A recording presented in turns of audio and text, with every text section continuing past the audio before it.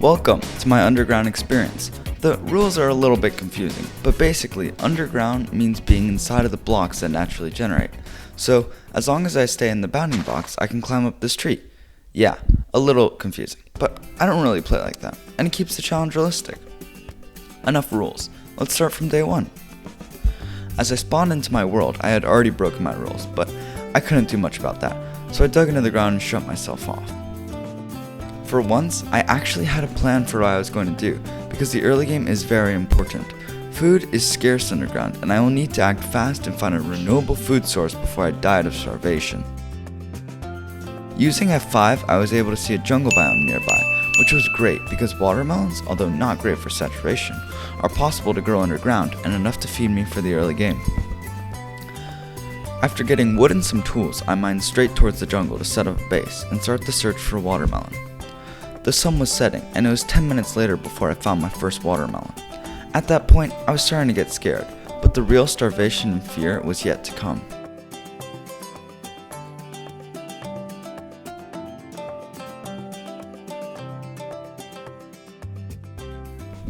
After mining all the watermelon, I decided to settle right where I was for the night, and dug down to hollow out a shelter. Being an independent little boy, I didn't want to have to rely on sunlight to be able to see, and I decided to go and get some torches. Of course, I needed coal to make torches, so I thought, why don't I just mine out an area that I can later use as a base? But I couldn't find any coal after 5 minutes, then 10. Then 15 minutes had passed. My hunger bar and food supply were slowly decreasing, and the farms that I had planted were nowhere near ready to harvest. I was about to starve to death.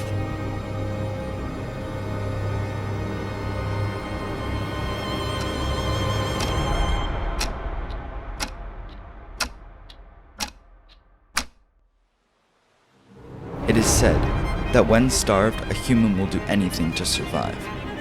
Anything. Hunger has a way of forcing someone back to their animal instincts, to doing inhumane things. Cannibalism. Murder. Well, luckily it didn't go that far. Yeah, my watermelon just grew and everything was fine.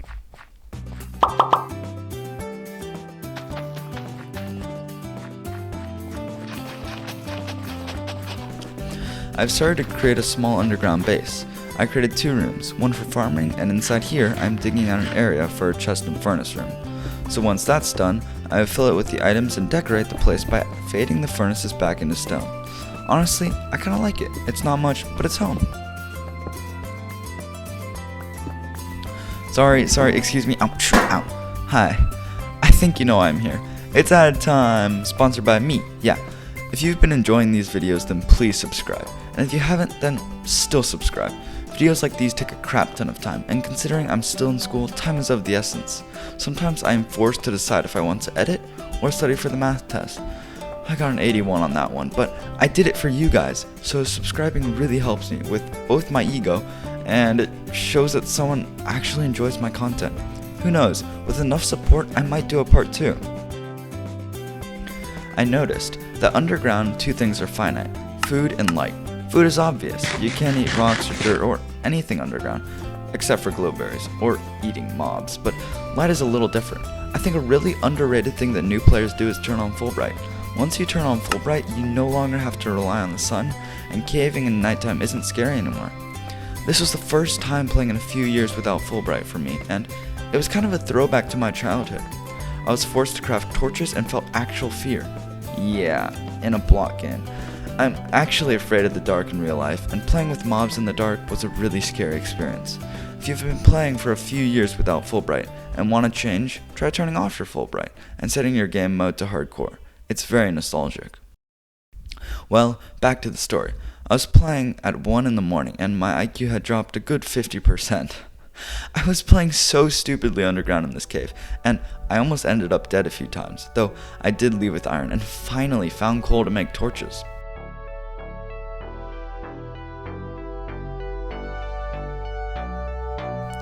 I went back to my base to restock on food and craft armor with the iron that I had found. Then I left home to find iron and maybe some diamonds. Montage time!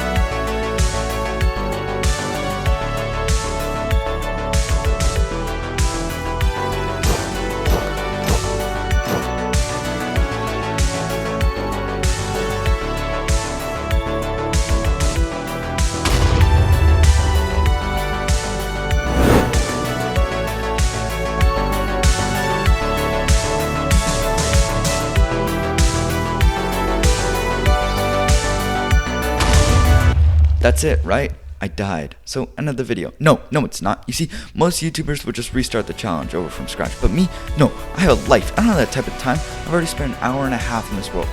I know, it's been that long and I've just started to get armor. Progress is slow underground. But anyways, I'm sorry that I'm not a real YouTuber. I'm still in school. So please, understand the fact that there would be no video if I hadn't respawned myself. The next big part of my adventure was to find a village. Underground?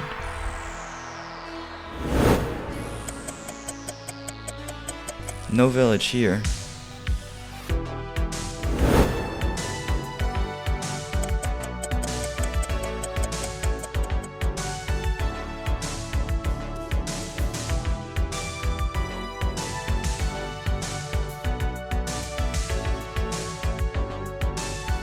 No village here either.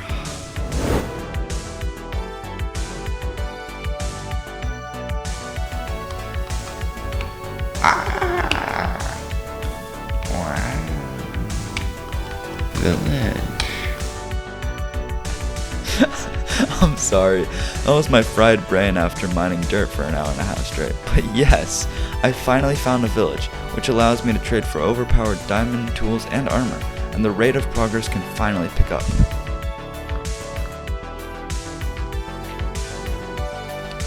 I linked both the village and my base by creating 2 nether portals at both locations. And no, I will not be mining around underground in the nether, because the nether is basically already underground, and I'm lazy.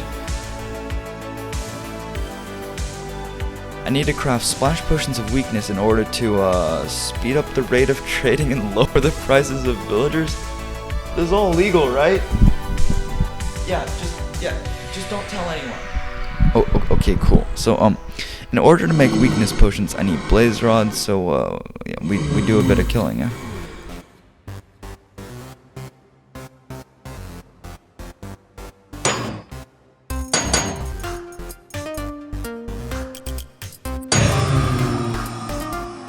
I also need gunpowder, mushroom, sugar, and spider eyes. With those ingredients, I am able to finally get my first villager, who sells me 1 diamond pickaxe for 1 piece of iron. I love capitalism.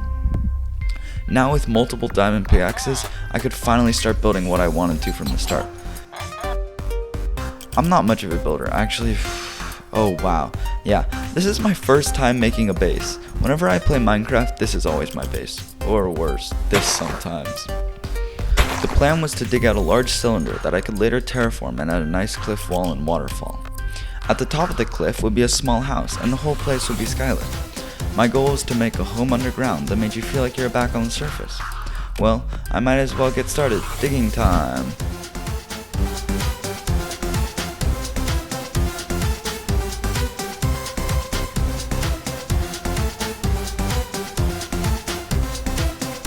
And 30 minutes later, and a lot of Spotify songs later, I finished digging out the grass and dirt layer of my cylinder. I also burned all of the trees around so that I can have a well skylit area. Anyways, back to digging.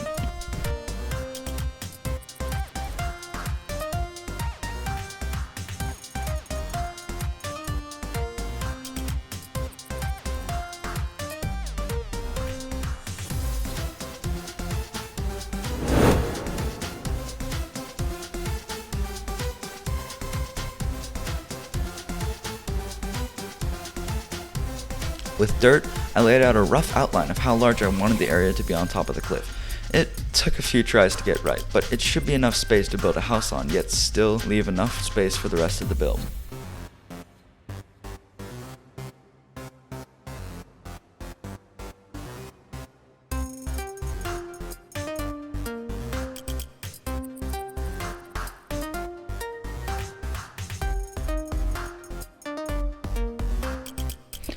And those are the last blocks I have to mine. Using cobblestone, I terraformed the cliff wall. I will later replace it with stone. I added some vines, and as the finishing touch, a waterfall that flowed back into the cliff. Not bad. I then created a stairway for the grass to climb down onto my plateau. Oh yeah, I forgot. I also added a roof made of leaves to the whole build. While I was building, I got scared away by some mobs in the middle of the day.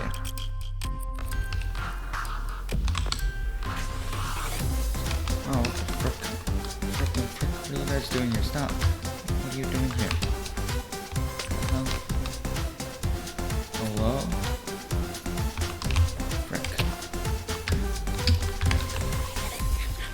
Oh, Frick. Frick, what the hell is he doing? Shit. Ow. What the hell? What the frick is this? If I just hit you once, will you die? Yes, good. Frick, she can probably still come in here. No, bad witch.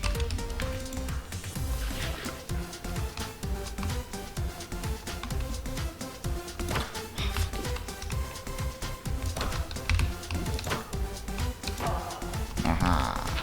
I almost died, but now that is over, I can finish the roof of the build, and then start on the house on top of the cliff.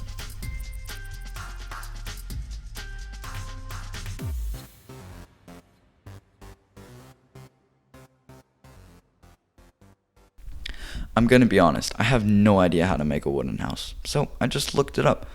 Minecraft tutorial how to make the easiest wooden house ever made. Oh, this looks good.